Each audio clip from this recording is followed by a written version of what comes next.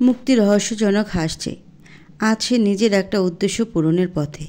তার প্রতিশোধের তালিকায় যারা ছিল তাদের একজনকে আর শাস্তি দিতে চলেছে সে।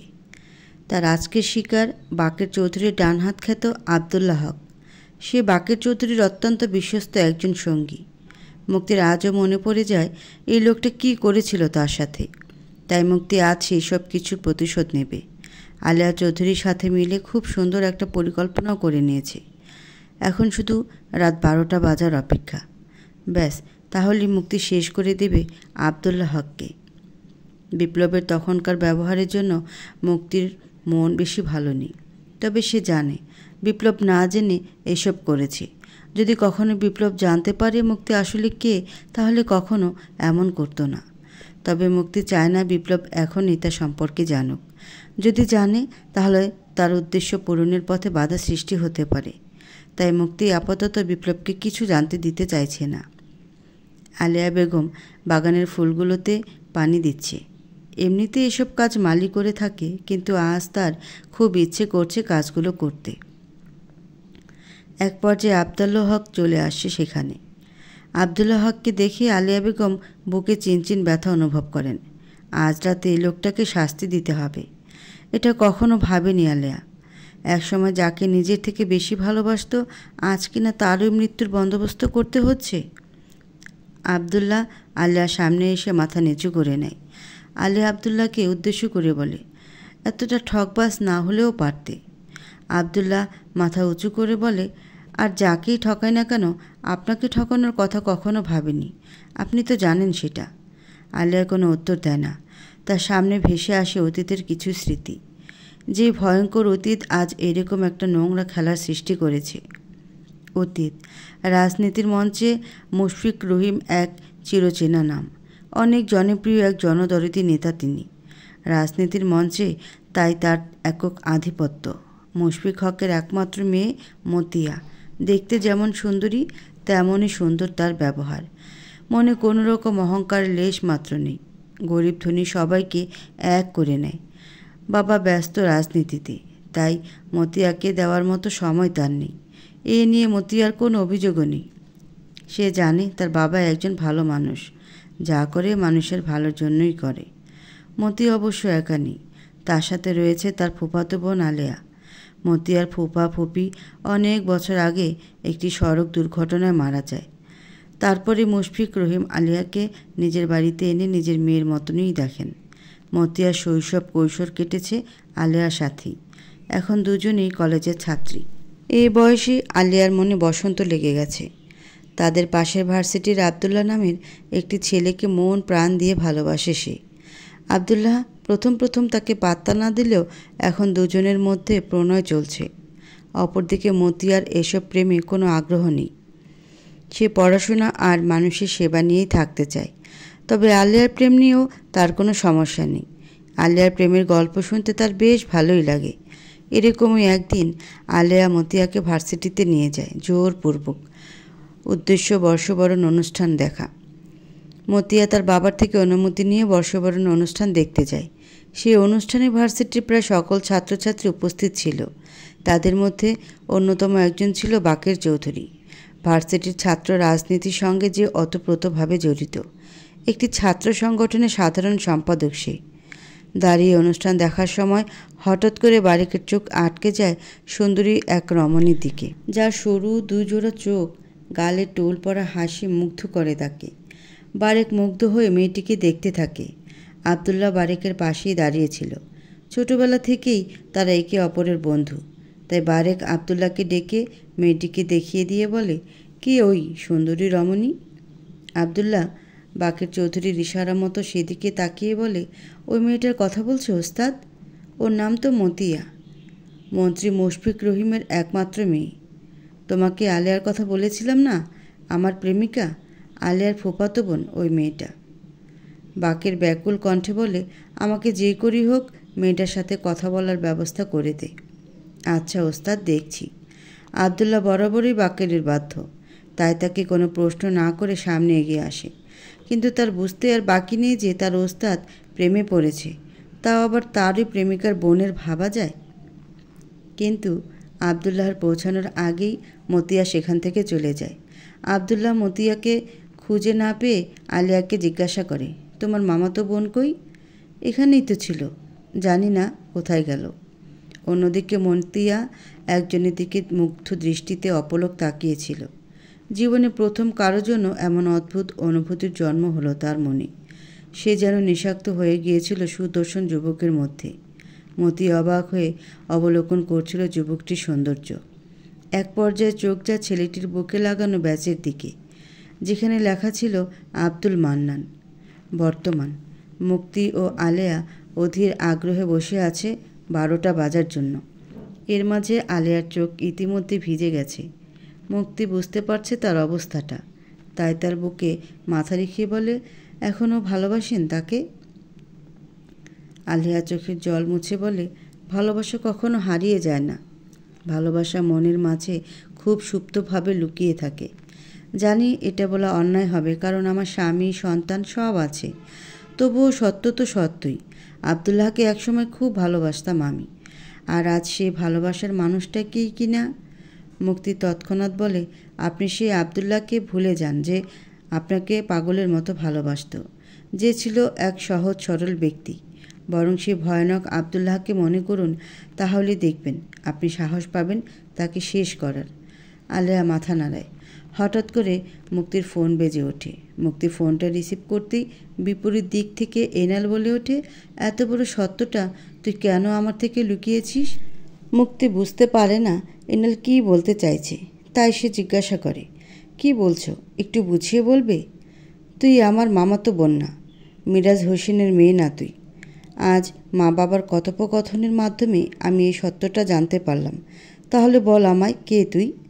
মুক্তি বাঁকা হেসে বলে, তুমি একদম ঠিক জেনেছ। আমি তোমার মামাতো বোন নেই, মিরাজ হোসেনের মেয়ে নই আমি। মিরাজ হোসেনের সাথে আমার কোনো সম্পর্ক নেই।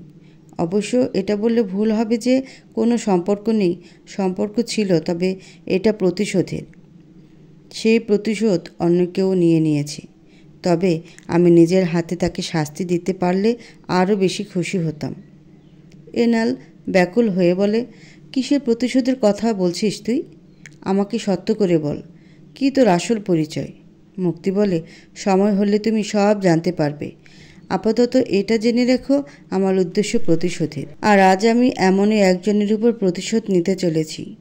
এমন সময় আলেয়া বলে ওঠে, 12টা বেজে গেছে মুক্তি।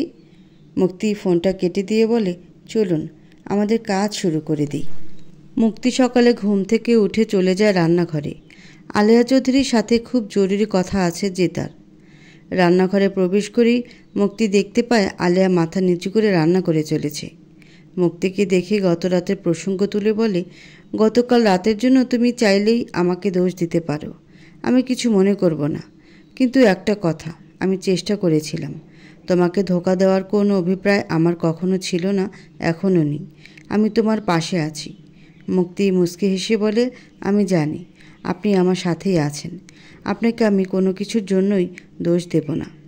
মুক্তির কথায় আলেয়া চৌধুরী স্বস্তি পায়, কিন্তু তার এই স্বস্তি বেশিক্ষণ স্থায়ী হয় না। তাদের বাড়ির এক কাজের মেয়ে দৌড়ে এসে খবর দেয়, সর্বনাশ হয়ে গেছে ম্যাডাম।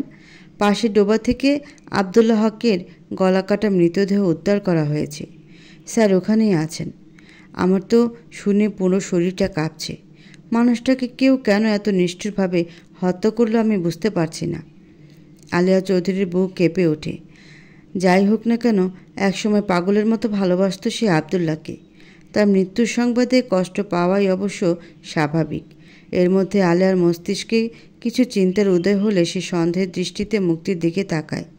ইশারা করে কাজের মেয়েটাকে চলে যেতে বললে মেয়েটা চলে যায়। আলেয়া চৌধুরী মুক্তিকে প্রশ্ন করে, তুমি কি এসবের পেছনে রয়েছ? কাল রাতে তো আমরা আবদুল্লাহকে অপহরণ করার পরিকল্পনা করেছিলাম। তার থেকে সব সত্য জানার কথা ছিল আমাদের। তারপর তাকে উপযুক্ত শাস্তি দেওয়ার কথা ছিল। এর কিছুই হলো না। কাল রাতে আমরা তো আবদুল্লাহর কোনো খোঁজই পেলাম না। তাহলে এখন কিভাবে এসব হলো?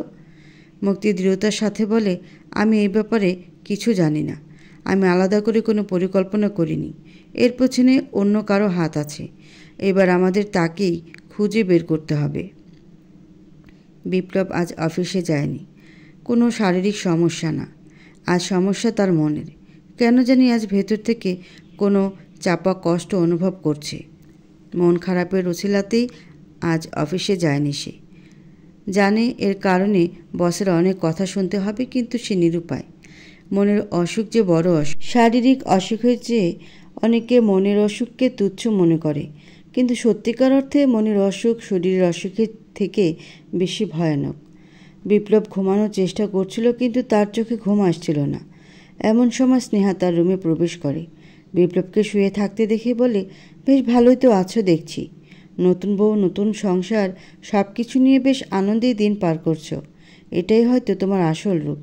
সব পুরুষ মানুষই একজনকে পেলে আরেকজনকে ভুলে যায়, তাই তুমিও খুব সহজেই। বিপ্লব স্নেহাকে তার কথা সম্পূর্ণ করতে না দিয়েই বলে, আমি তাকে ভুলিনি ভাবি, এখনও আমার বক্ষ মাঝে সে অবস্থান করে।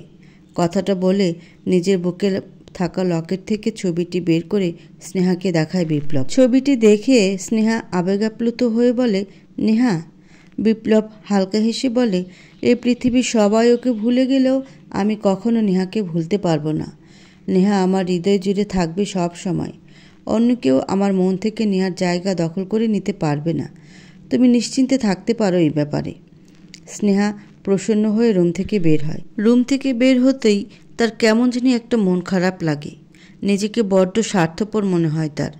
নেহা তো এখন আর নেই, তাহলে বিপ্লব কেন তাকে আজীবন মনে রাখবে? এই পৃথিবীতে তো কোনো কিছুই থেমে থাকে না। আমি কি স্বার্থপরতা করছি না?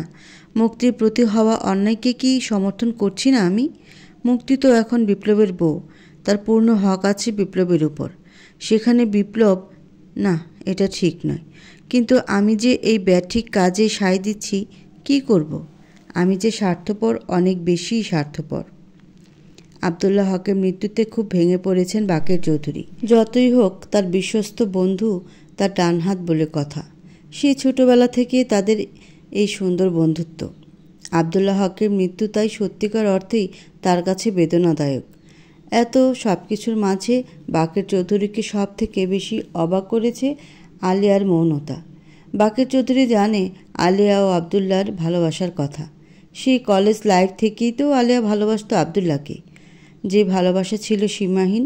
ভাগ্যের খেলায় তারা এক হতে পারেনি। ভাগ্যের খেলা যে বড় নিষ্ঠুর, যার থেকে রেহাই পায়নি বাকের চৌধুরীর মতো মানুষও। নিজের প্রাণপ্রিয় বন্ধুর ভালোবাসার মানুষটাকে বিয়ে করতে বাধ্য হয়েছে। আলিয়া নতুন সংসার করলেও আবদুল্লাহ জীবনটা একাই কাটিয়ে দিল। বিয়ে শাদী করেনি সে। এসব থেকে খুব ভালোভাবে বোঝা যায় আবদুল্লাহ কত ভালোবাসত আলিয়াকে। আলিয়াও কি ভুলতে পেরেছিল আবদুল্লাহকে? হয়তো স্বামীর সংসার এসব নিয়ে ব্যস্ত ছিল, কিন্তু মনের কোণে কিছুটা হলেও জায়গা জুড়ে তো আবদুল্লাহ রয়েই গিয়েছিল। আলিয়া যখন চা নিয়ে বাকের চৌধুরীর সামনে আসে, তখন বাকের চৌধুরী আর থাকতে না পেরে সরাসরি প্রশ্নই করে বসে, তুমি এত নিশ্চুপ কেন আজ? আবদুল্লাহর মৃত্যুর খবর কি তুমি শোনোনি? যাকে একটা সময় ভালোবাসতে, তার মৃত্যু কি বিন্দুমাত্র কষ্ট দেয়নি তোমাকে? আলিয়া স্বাভাবিক ভঙ্গিতেই বলে, বিশ্বাসঘাতকদের জন্য নষ্ট করার মতো জল আমার চোখে নেই। বাকের চৌধুরী দমে যায় আলিয়ার কথাটা শুনে, কারণ তার কাছে বলার মতো আর কিছু নেই। সে নিজেও সবটা জানে। আলিয়া বাকের চৌধুরীকে চা দিয়ে রান্নাঘরে ফিরে এলে মুক্তি বলে, চায়ে ঘুমের ওষুধ মিশিয়েছেন তো? আলিয়া মাথা নাড়িয়ে সম্মতি জানায়। আলিয়ার চোখে মুখে ভয় আর দুশ্চিন্তার ছাপ স্পষ্ট, যেটা মুক্তির চোখ এড়ায় না। মুক্তি আলিয়াকে অভয় দিয়ে বলে, চিন্তা করবেন না, আপনার স্বামীর কোনো ক্ষতি আমি করব না। তার কাছ থেকে কিছু প্রশ্নের উত্তর জানতে চাইব শুধু, আর বেশি কিছু নয়। মুক্তির কথায় আলিয়া স্বস্তি না পেলেও ভরসা পায়। অন্যদিকে চা খাওয়ার কিছুক্ষণ পর ঘুমের ঘোরে ঢলে পড়ে বাকের চৌধুরী। মুক্তিও আলিয়া নিজেদের কাজে লেগে যায়। বাকের চৌধুরী জ্ঞান ফিরলে সে নিজেকে একটি আবদ্ধ ঘরে আবিষ্কার করে। চোখ মেলেই মুক্তিকে দেখতে পায়।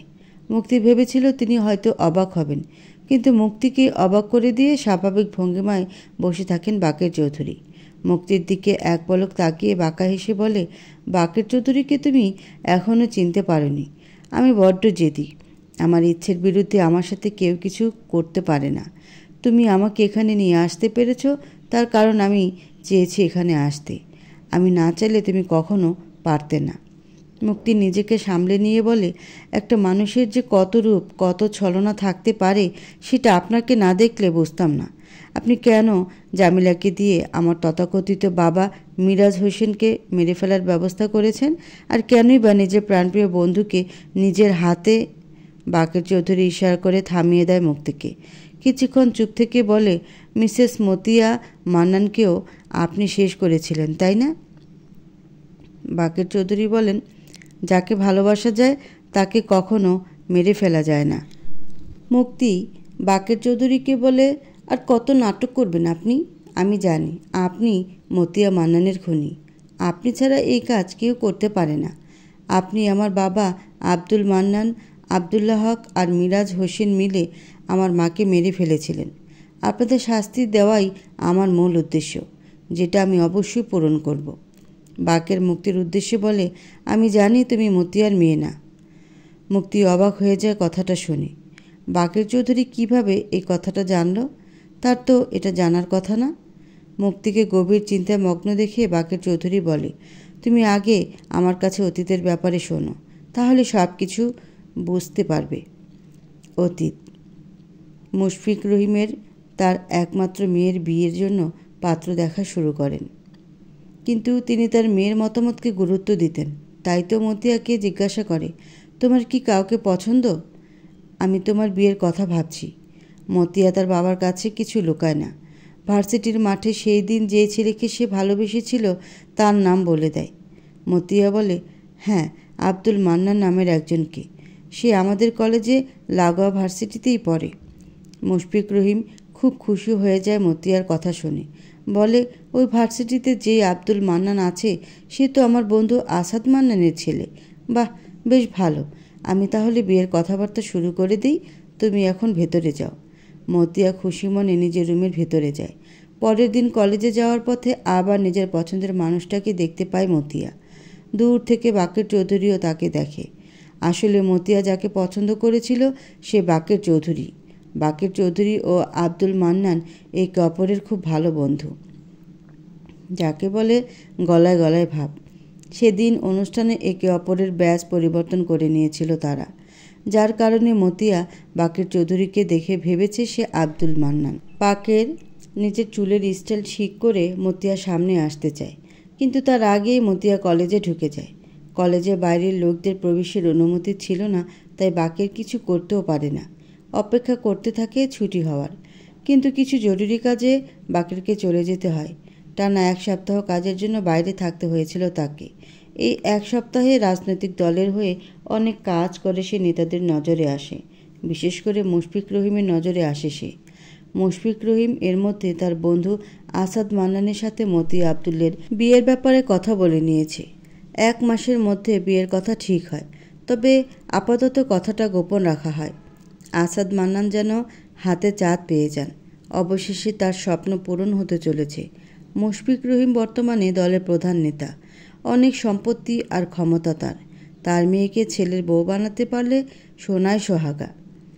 বাকের কাজ সেরে ফিরে এসে আবার মতিয়ার সাথে দেখা করে। এবার ফুল দিয়ে তাকে নিজের মনের কথাও বলে। সাথে এও বলে, আমি আজ তোমার কাছে উত্তর চাইব না, কাল দুপুরে এই সময় আমাকে উত্তর দেবে। পরের দিন যথাসময়ে মতিয়া এসে জানায় সেও বাকেরকে ভালোবাসে।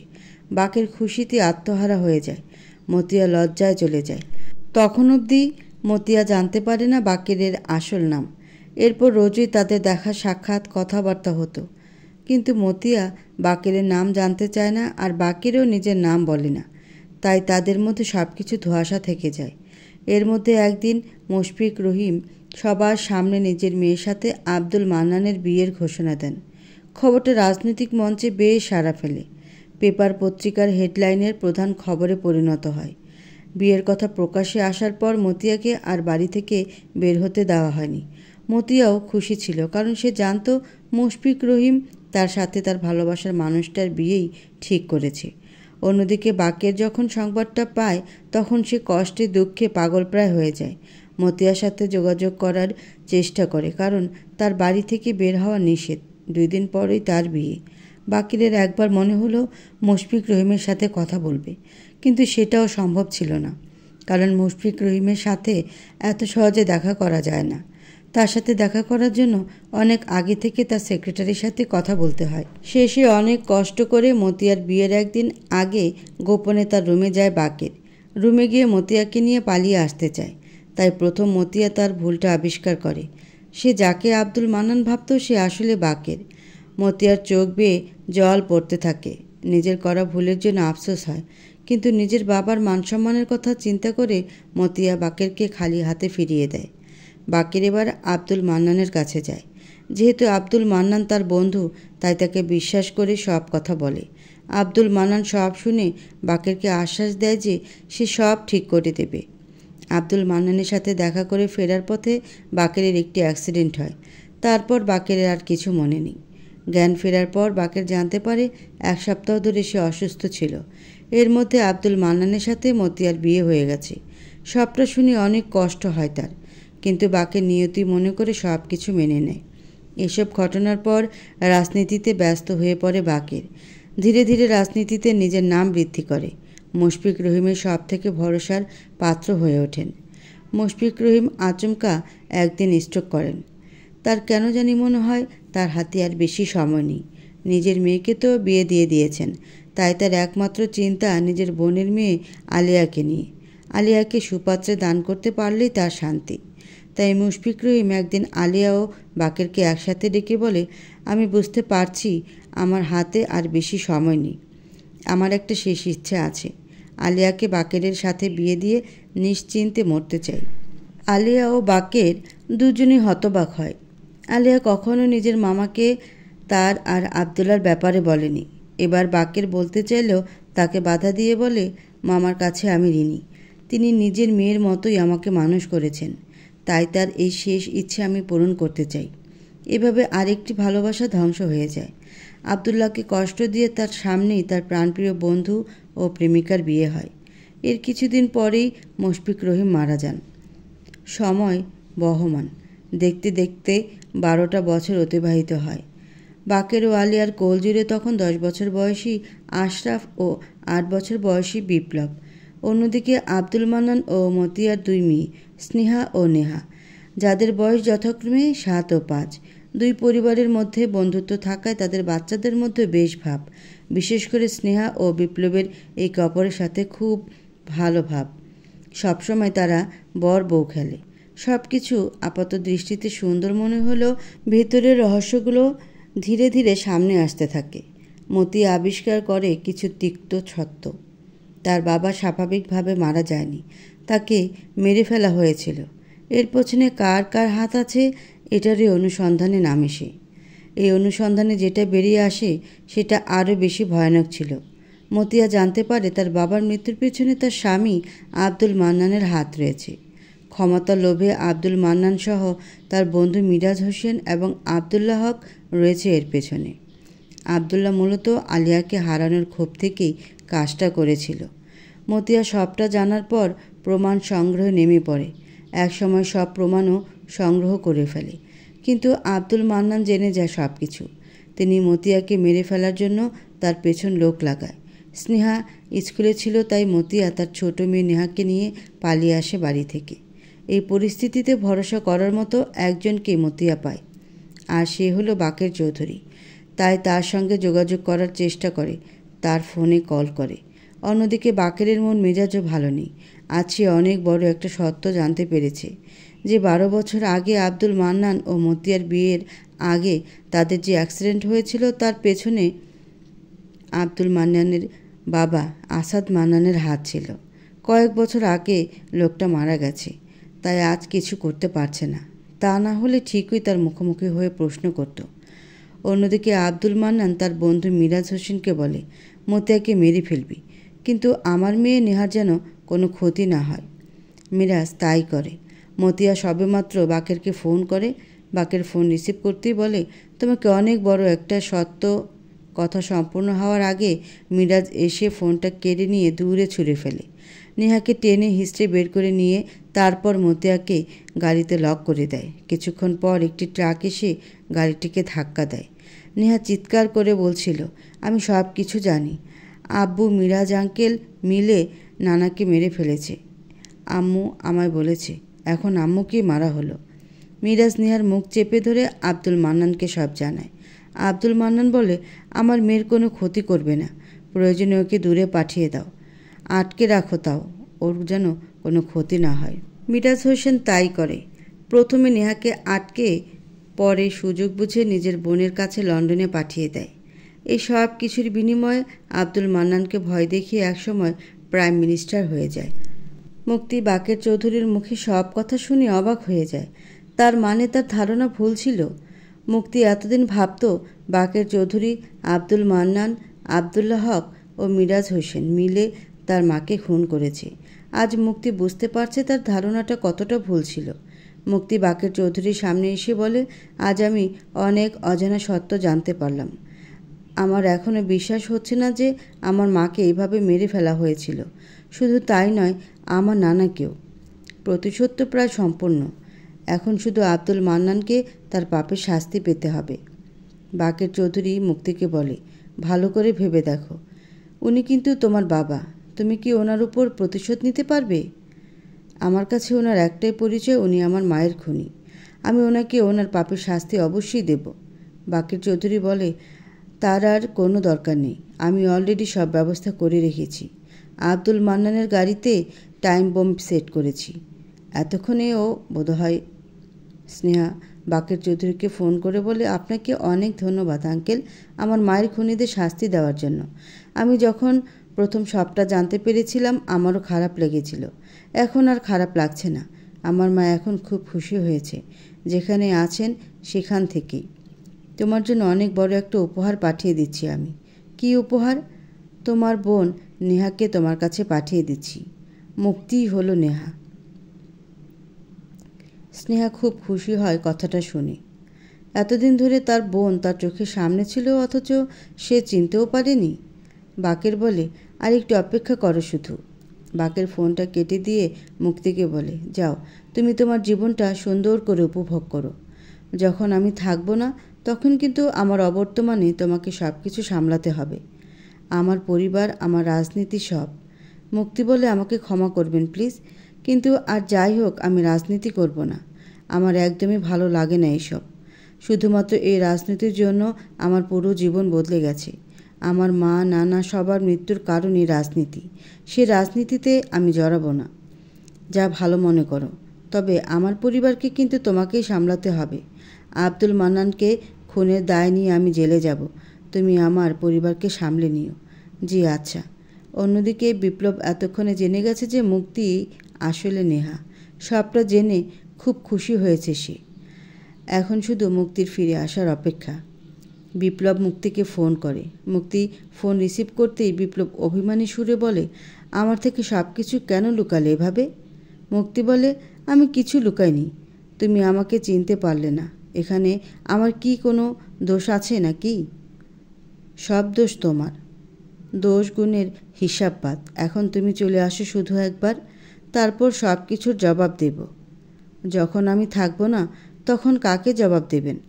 বিপ্লব রেগে গিয়ে বলে, একদম বাজে কথা বলবে না। তুমি সব সময় থাকবে, আমার হয়ে থাকবে তুমি। বিপরীত দিক থেকে মুক্তির আর কোনো আওয়াজ আসে না।